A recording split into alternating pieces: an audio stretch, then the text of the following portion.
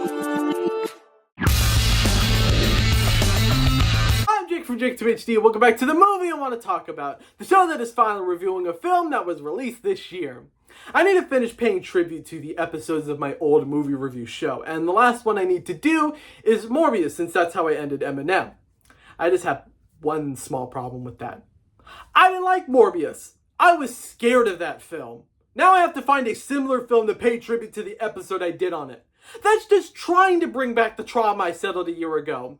I'm only doing this episode because my therapist is tired of hearing about this. You know, I'd go on and on about how bad Morbius was and how fucking hilarious and stupid that dance scene was. And then my therapist would kick me out because apparently I was talking about it for 5 hours straight. You know, people like to say that time flies by when you're having fun, but I like to think that time flies by when you're discussing how traumatized you were by a movie.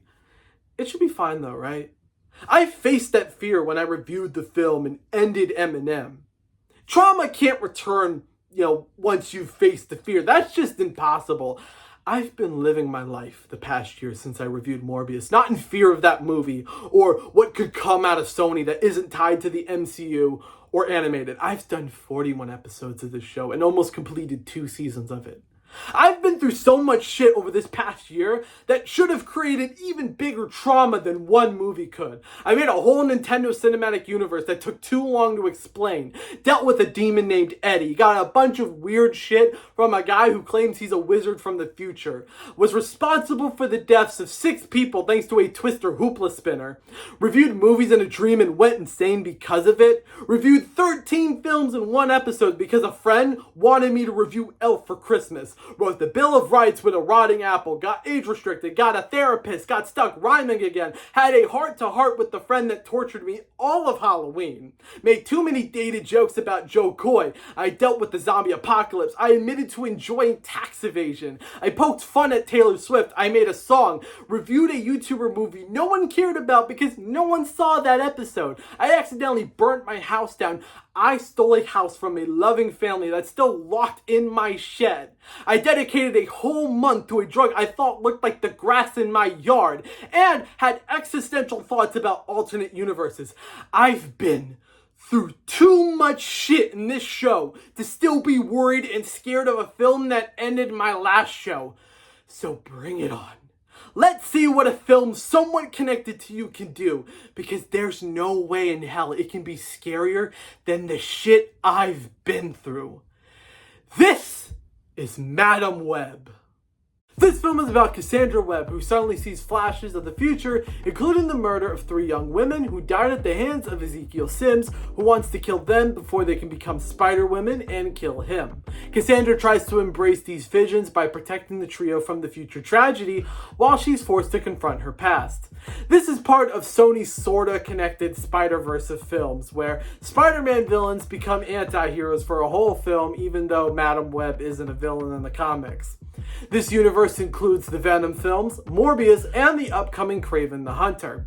The film stars Dakota Johnson, and the film is similar to Morbius in 2 ways. It was memed to death like Morbius, and it also bombed in the box office like that film. Apparently it didn't get memed hard enough because it didn't bomb twice like Morbius. I don't even know where to begin on how ridiculous this film is. This movie is unintentionally bonkers in every single way. The dialogue in this film is very cheesy, but it's so cheesy that it's fucking hilarious. Even basic lines are hysterical because of the way they were written. Everyone does as good of a job as they can, but no talent can make this dialogue not funny. No one in the cast is really a standout performer here, but you can tell that the 3 girls that are being protected here are being played by Sydney Sweeney, Isabella Merced, and Celeste O'Connor, are trying the most to save this script, and you connect to them the most out of any character in the film. The story is very predictable, but there's some elements to the story that come completely out of left field, and that starts at the very beginning of the film. There's a lot of references to Peter Parker and Spider-Man, but every single reference to Spider-Man isn't subtle whatsoever. It's like they weren't allowed to mention Peter Parker, so they have to make every reference to Peter Parker as obvious as possible. Speaking of not being subtle, there isn't any subtlety in this movie whatsoever. Everything in the film that can be shown instead of told is shown and then told in the most obvious way possible. The pacing in this film is unbelievably fast, since when I was watching the movie, the first 30 minutes felt like nothing.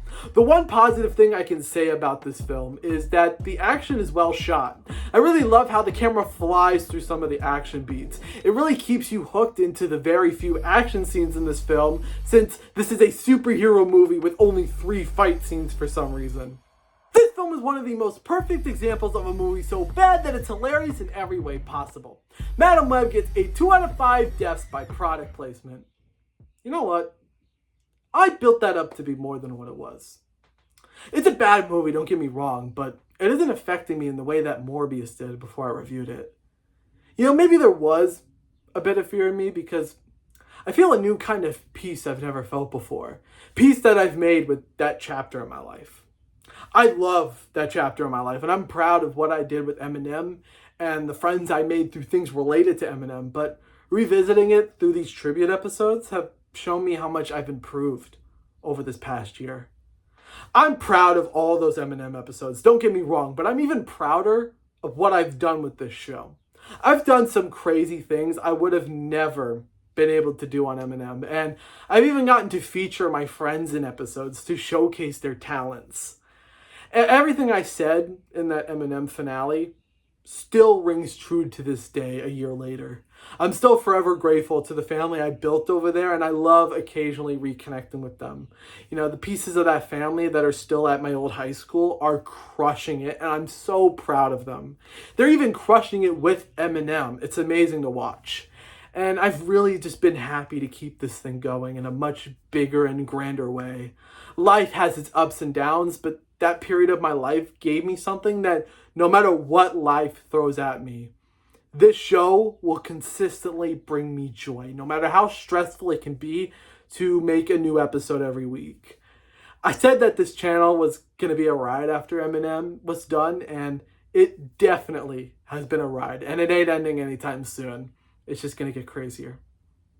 That was sweet. That really was sweet. Who knew? Who knew that I could get that from Madam Web, of all films? You know, now that all the Eminem episodes are a year old, maybe I could start paying tribute to those early episodes of this show, since those are going to be turning a year old soon. Nah, that's not for another few months.